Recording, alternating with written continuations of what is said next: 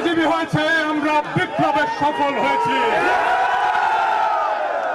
বাংলাদেশ থেকে ফ্যাসিবাদকে উচ্ছেদ করেছে।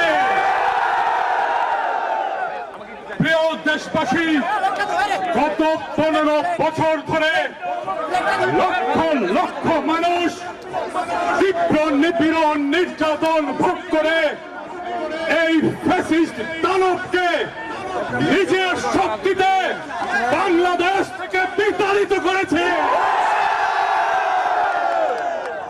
বাংলাদেশের এই বিজয় সারা দুনিয়ার জন্য একটি উদাহরণ হয়ে থাকবে।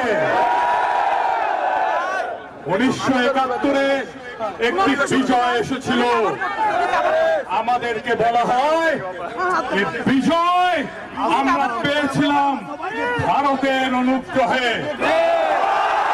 2000